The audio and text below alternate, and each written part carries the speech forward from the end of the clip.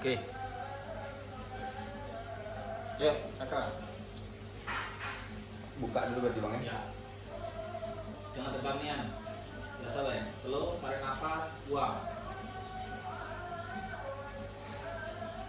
Ya. Apinya dibuang kan? Taruh. Sikat pipi ya. Oke. 3. Pemirsa Siko TV, kembali lagi bersama saya dan bintang tamu saya ada Pak Ibnu Khaldun, yang mana kita akan berbicara tentang Indonesia yang sedang tidak baik-baik saja menurut di sisi konstitusinya. Sekarang kita langsung bertanya kepada narasumber kita, yaitu Pak Ibnu Khaldun sendiri. Bapak, bagaimana menurut pandangan Bapak terhadap konstitusi di tahun dan di saat pesta demokrasi Indonesia ini sendiri?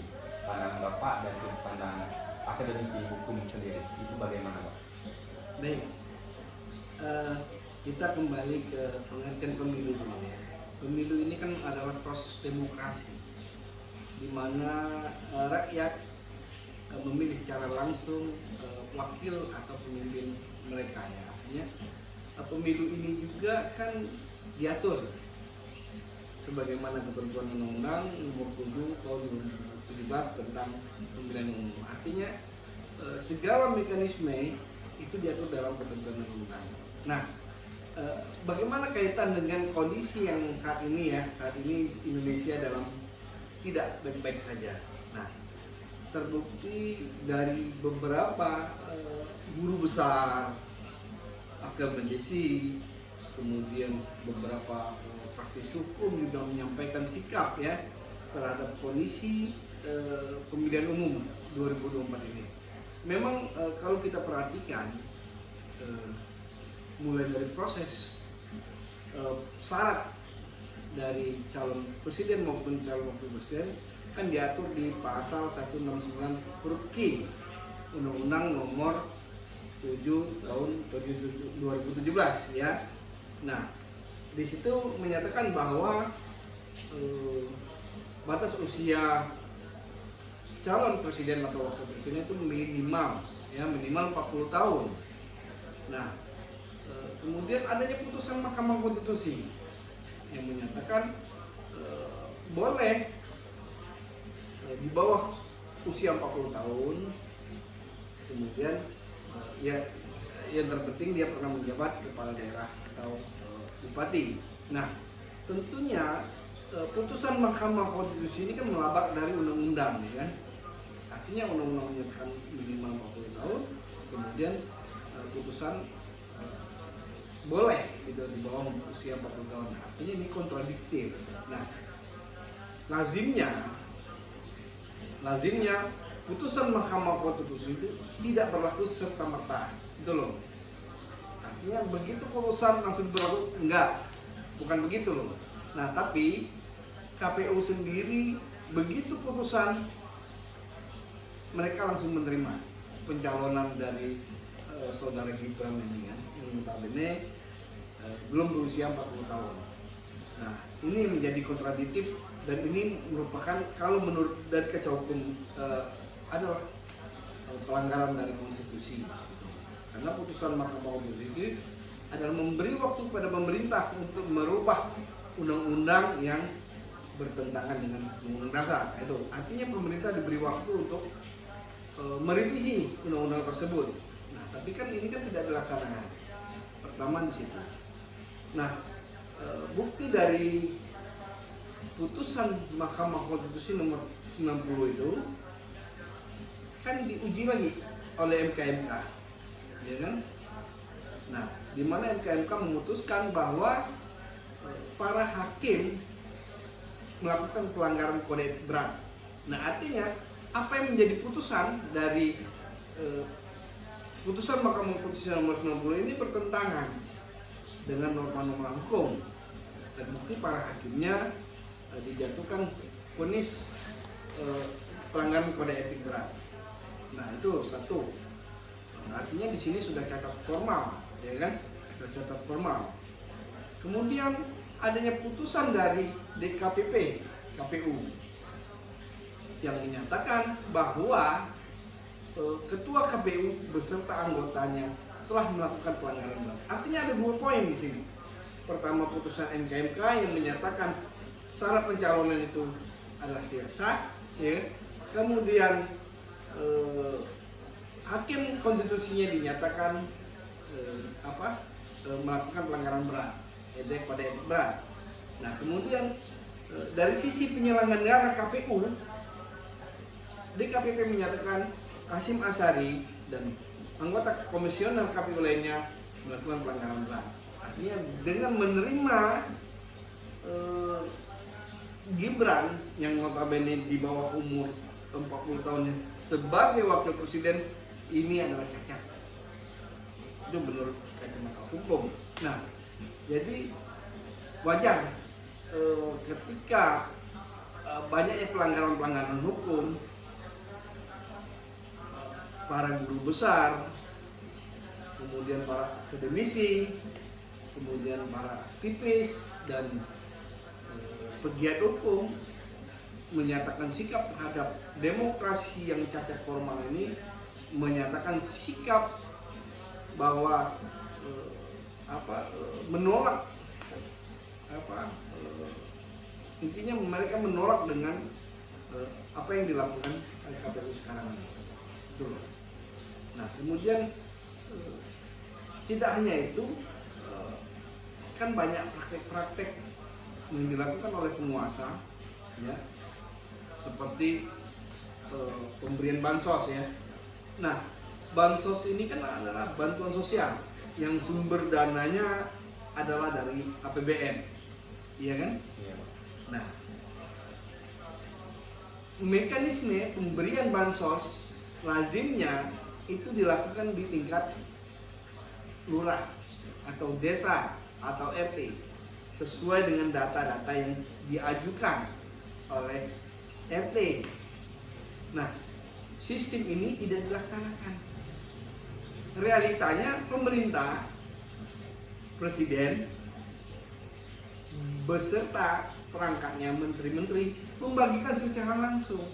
Nah, ini kan menabrak aturan lagi, ya kan? Nah, dan terindikasi pemberian bansos, ya, secara langsung oleh penguasa ini terindikasi keberpihakan terhadap salah satu paslon. Nah, ini yang wajar kalau menurut saya, para akademisi, para guru-guru besar menyatakan sikap bahwa ini sudah terjadi kecurangan. Artinya ini mencoreng demokrasi Indonesia yang selama ini sudah dibangun sedemikian rupa. Nah, ini sudah tercoreng dengan keadaan pemilu seperti saat ini. Begitu. Bagaimana Pak Jik? Tadi kita melihat dan mengetahui bahwa salah satu paslon itu melabrak salah satu demokrasi kita sendiri melalui MK. Bagaimana jika suatu saat nanti di kemudian hari ada lagi salah satu pasangan yang melakukan hal serupa dan dengan cara pada saat ini pada umur memenuhi 40 tahun dia mencalonkan diri, apakah itu dapat disebutkan suatu pelanggaran juga atau sudah dipastikan bahwa undang-undangnya yang cacat atau putusannya yang cacat, Pak? Begini, konsep negara Indonesia ini kan adalah konsep negara hukum, ya, artinya segala sesuatu tatanan ini harus diatur dalam berpedoman pada hukum, gitu loh. Itu yang harus kita satukan persepsi.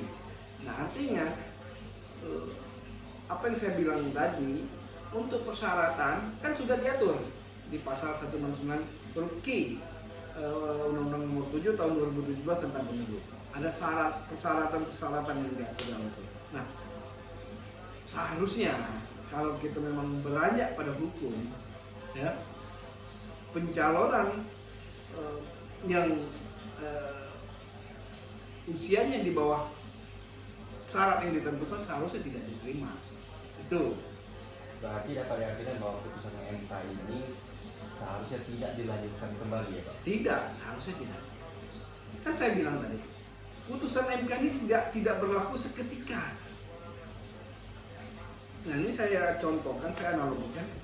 saya tahun 2014 pernah judicial review undang-undang ketenaga listrikan ya, di mana putusannya itu alhamdulillah apa menjadi tuntutan saya dikabulkan oleh Mahkamah Konstitusi.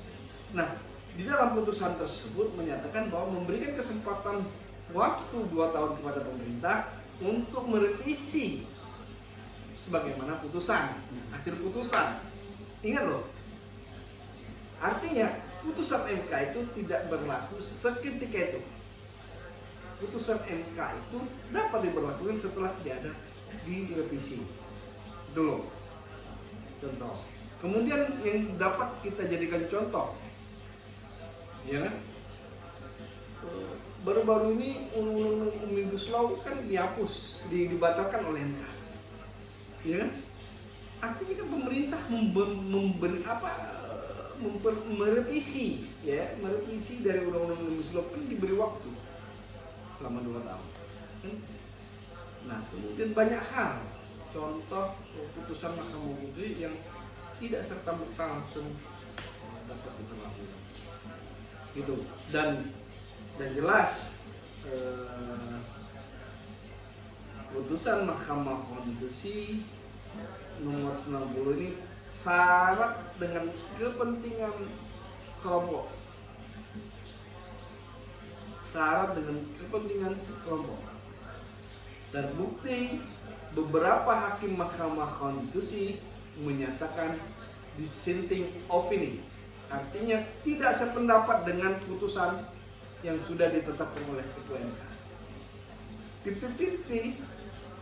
Nah, artinya putusan ini kan bermasalah sebenarnya, tapi dipaksakan. Gitu.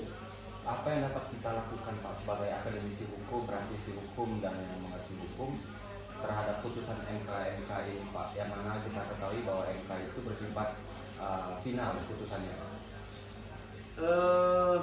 Kalau kita merujuk pada konsep negara hukum, seharusnya yang namanya cacat formal itu harus dibatalkan, tidak boleh dilanjutkan.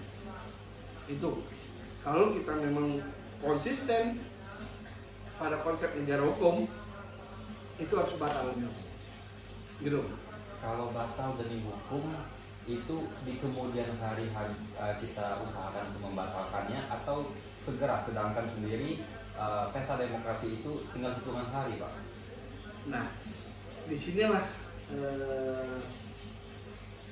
terindikasi adanya upaya untuk pemaksaan kehendak. Nah, dan upaya pemaksaan kehendak ini dilakukan oleh pemerintah. Artinya pelanggaran-pelanggaran itu tidak mungkin dilakukan oleh yang bukan berkuasa. Pelanggaran-pelanggaran ini dapat dilakukan dengan leluasa oleh penguasa.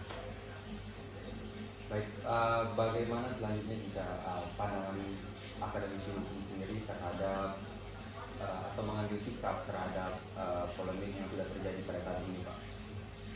Kalau menurut kami ya kita kembali ke rule of game, artinya kembali ke Undang-Undang Dasar 45. Itulah fundamental dari bangsa Indonesia ini.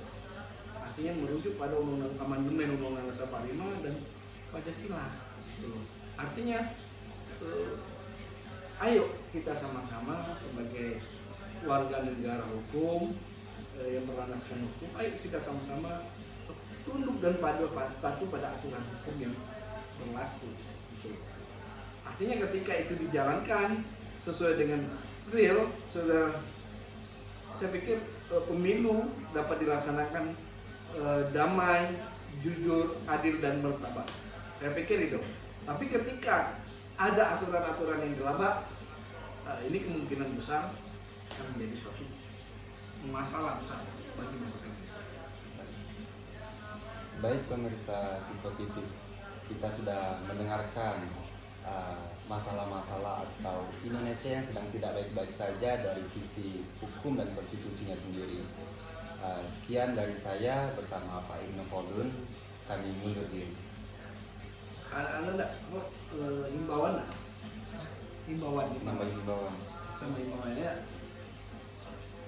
Sama apa? Enggak sama himbauan. Terus.